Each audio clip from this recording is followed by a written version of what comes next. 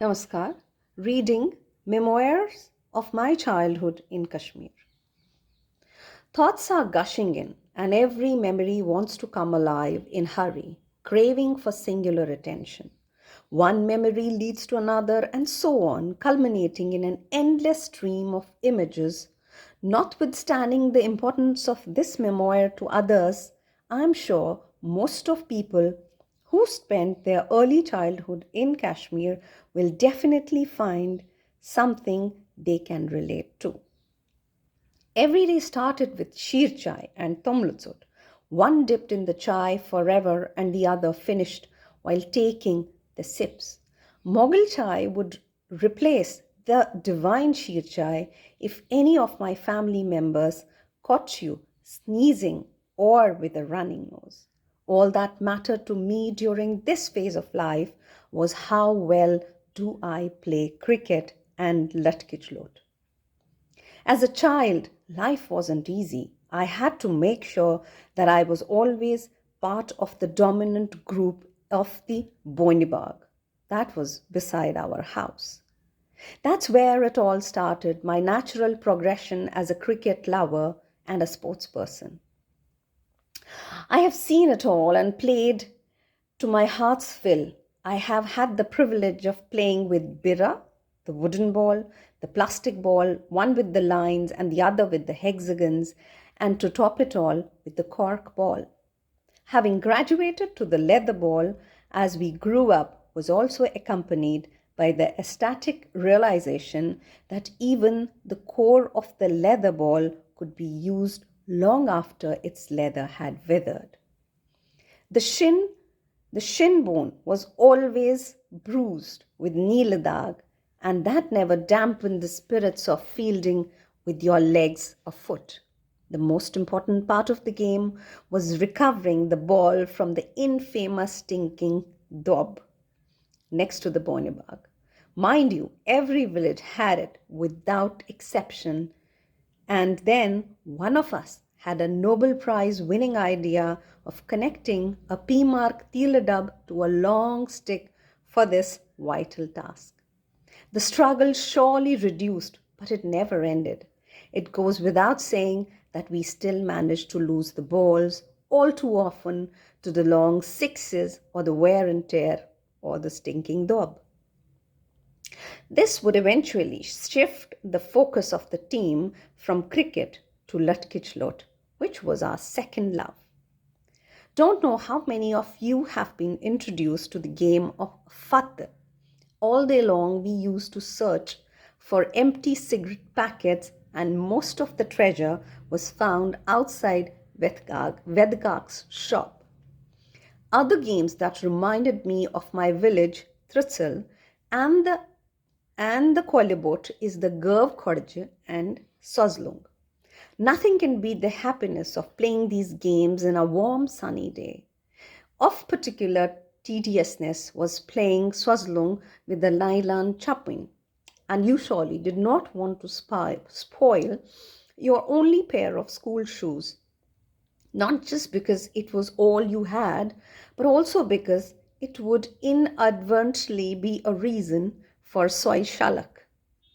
About the trees in the Bonibag, one was eerie. It was hollow, dark, and one accidental view inside left me shivering. Probably there lived bats or birds or something unknown. But all the smart boys would hide inside the dungeon, never to be caught while playing I Spy or I Spice for us. Almost every child in the village had two names, and we were always pushed to remember our Asli Nav. But to belong to the Boinibag cult, everybody had to be re-Christianed. Ret, that's what identified us as individuals among the friends, and a lot of labor went into finalizing it. It had to be as close to your personality as possible.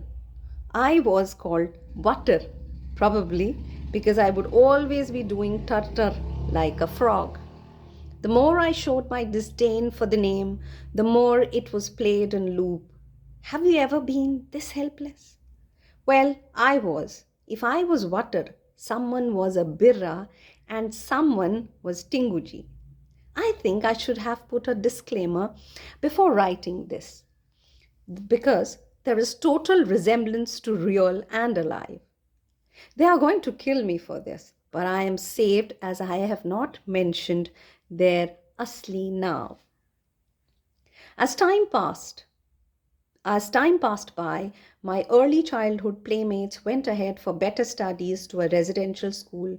I missed them then and now it is no different. Kite making had never been easy. The kite paper, harir, was 50 paisa a sheet. In Kashmir, bamboo sticks were not easily available in plenty. So every time we planned for making one, I had to plead my bub, grandfather, to take me to the Vatlandhun, for they were the only bearers of the magic bamboo wand that made the kites fly. This was also followed by a promise that I will not tell my father that Bub smokes too much of tambok. A special mention here about my mentors, Rinku Bhaiya and Bhaiya. Yes, it's a complete name in itself, who made my childhood interesting. They taught me everything about kites, right from making, flying, and the best one, selling them.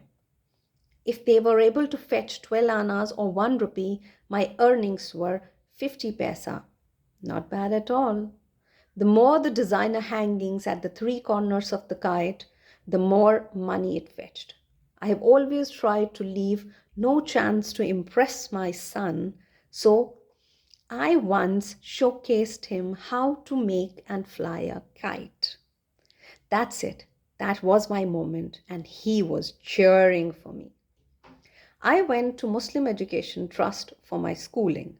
I still have flashes of Matusab, the ferocious principal, kicking the boys, which of course they deserved, every teacher's belief.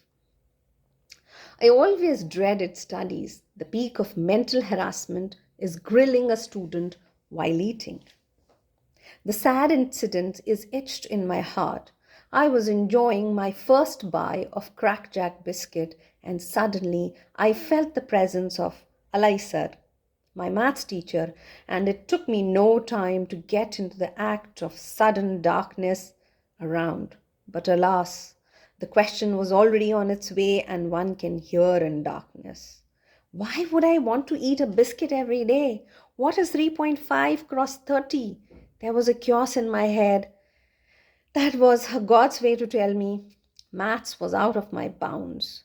But I paid no heed and engineering curse fell upon me. Anyways, amidst all of this, we also had a magic trick to put all the teachers to sleep. Believe me, it worked. The mud from a nearby mazar or the graveyard, mazar myths they called it, was pasted on the teacher's chair and in no time one could hear him snoring. I feel like one from the Hogwarts. Sadly, the trick never worked for Matusab and Alaisar. Naz, Shubi, Tajamul are few names I can recall. Shubi was the only girl who used to wear a skirt without gallus or the suspenders. That was the fashion statement. I always wanted to look like her. She was beautiful and I was jealous. Tajamul was one of the Charlie's angels. Her nails were her weapons in order to get a place in the front tart, because we never had benches, was not a cakewalk. There was a boy. He was swift. He did secure places in the front row for the pretty girls, and I always landed up in the last row.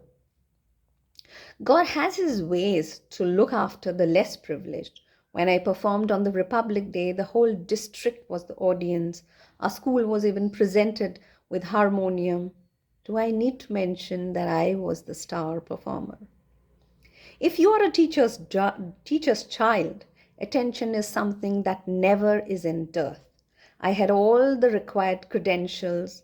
I was a teacher's only child. He was famous, hard taskmaster, and he taught English. I was carrying it all. It was an amazing feeling when everybody knows you and takes care of you. The red wall selling mut and chana was the only exception where I exploited my princess status. My pockets were always filled after a walk to his reed.